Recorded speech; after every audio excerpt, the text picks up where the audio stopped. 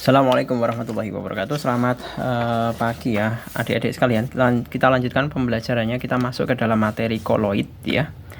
Masih di dalam bab ke-11 yaitu mengenai unsur, senyawa, dan juga campuran. Kita langsung saja untuk mempelajari pemahaman soalnya.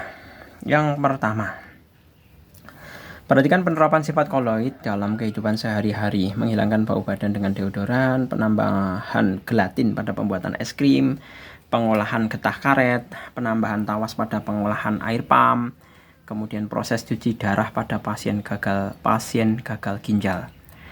Penerapan sifat koloid yang berhubungan dengan adsorpsi dan koagulasi berturut-turut ditunjukkan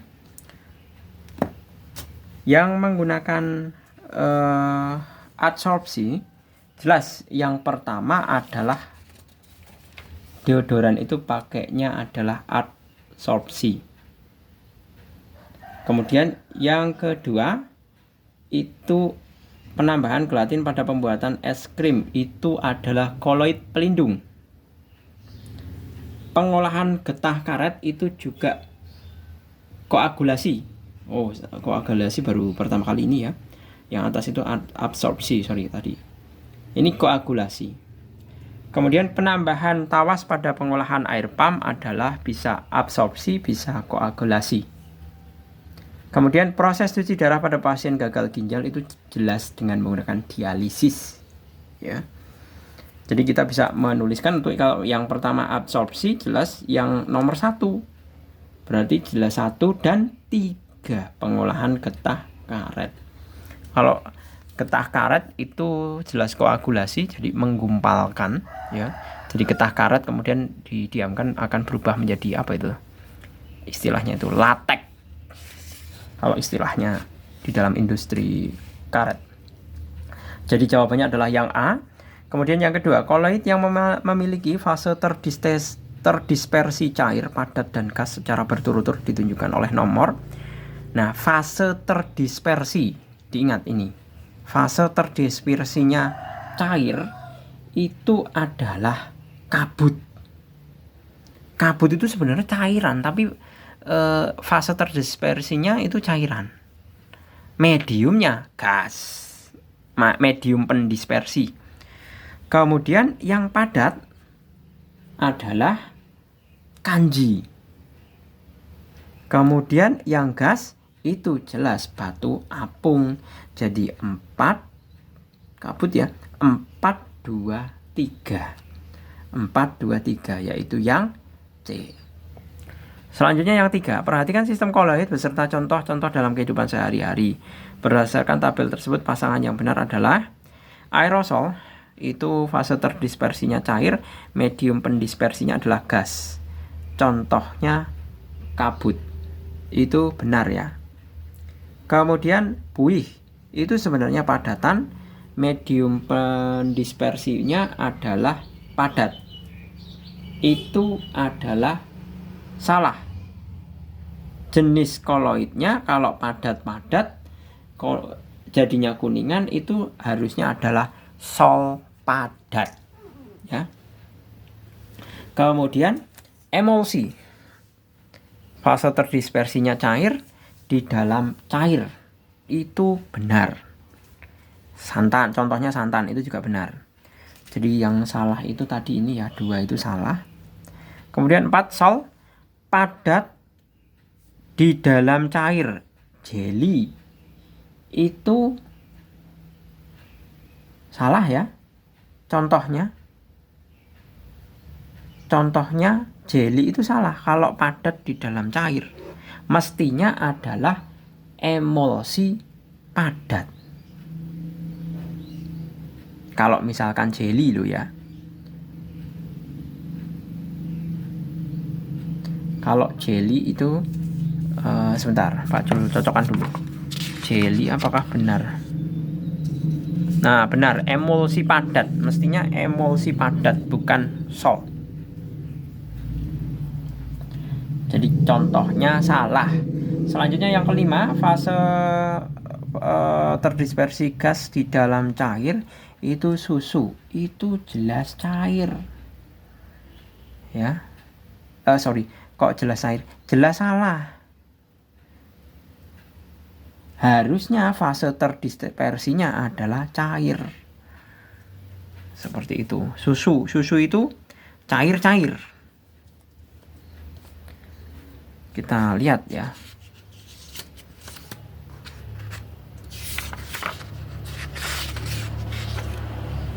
Nah, cair-cair, emulsi, benar. Susu, cair-cair. Berdasarkan tabel tersebut, pasangan yang benar adalah, yang benar itu tadi adalah 1 dan 3. 1 dan 3. 1 dan 3 ada ya, yang D. Oke, selanjutnya untuk yang pertanyaan yang B, jawablah pertanyaan-pertanyaan berikut dengan benar. Perhatikan gambar berikut. Nah, di situ ada teknik dialisis ya. Sifat koloid apakah yang ditunjukkan pada gambar tersebut?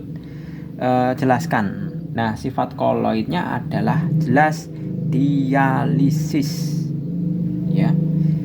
Sifat koloidnya adalah dialisis. Kita bisa tulis dialisis merupakan cara menghilangkan ion-ion,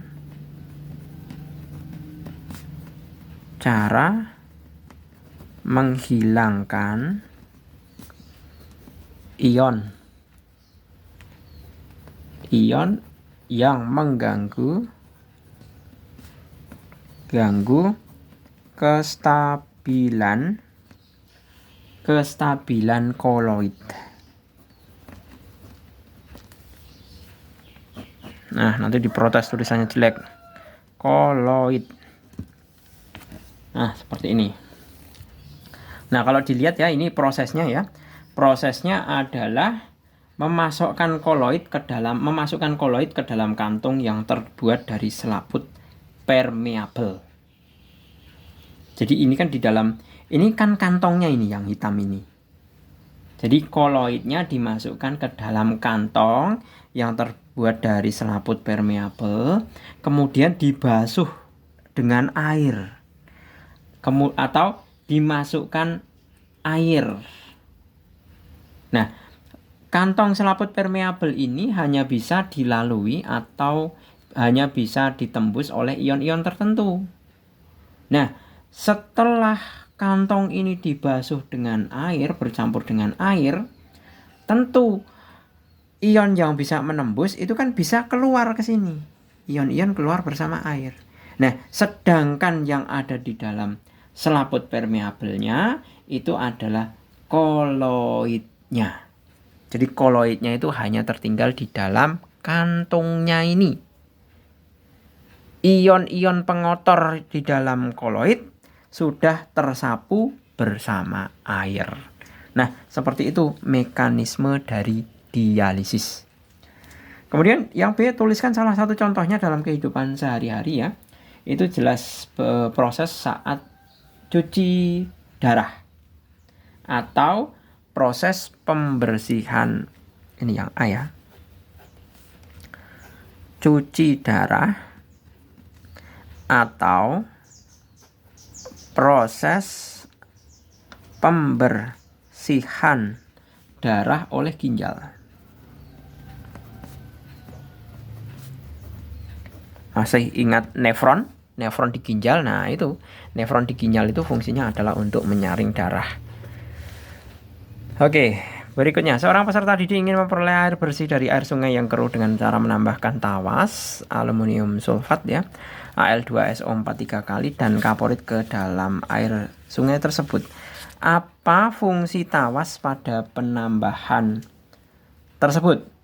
Nah, tawas pada penjernihan sungai,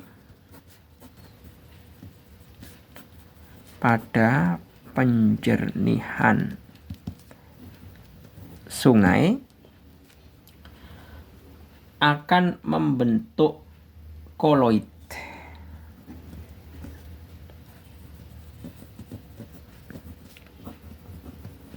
Nah, koloidnya adalah AlOH 3 kali yang bermuatan positif.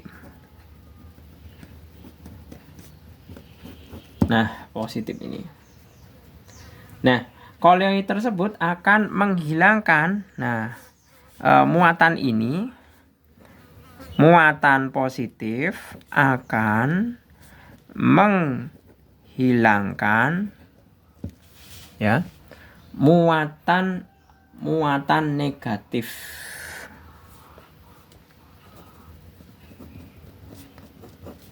Dari partikel tanah atau pengotor dan mengendap bersama tawas.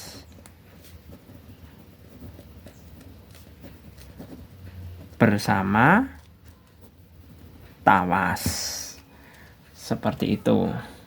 Sehingga air mudah di sungai, disaring kok di sungai.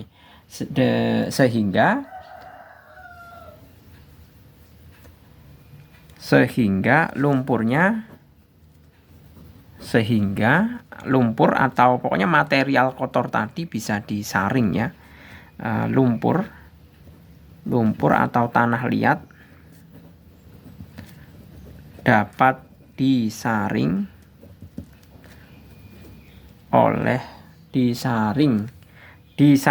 dari air sungai. Seperti itu teknisnya. Jadi pada intinya dia itu fungsinya untuk mengendapkan pengotor. Jadi kalau misalkan partikel yang tercampur di dalam air itu kan kita susah untuk memisahkannya kan. Nah, kemudian kita campurkan tawas. Prinsip kerjanya adalah tawas itu bermuatan positif. Nah, bermuatan positif kalau dengan partikel-partikel yang tercampur ke air itu muatannya negatif, otomatis kan dia akan tertarik. Nah, tertariknya itu ke bawah. Maka dia akan mengendapkan kotoran pengotor dari air tersebut. Seperti itu. Kemudian yang B, tuliskan 2 sifat koloid pada peristiwa tersebut ya. Habis ya. Sifat koloid pada peristiwa tersebut adalah yang pertama absorpsi. Sifat koloid pada peristiwa penjernihan air sungai. Jadi 2B ya. Sifat koloid pada proses penjernihan air. Yang pertama adalah absorpsi.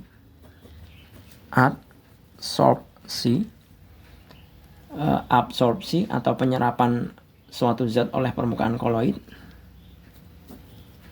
Penyerapan suatu zat oleh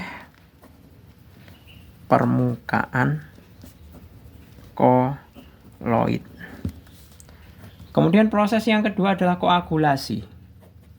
Koagulasi atau bisa dikatakan pengendapan atau penggumpalan.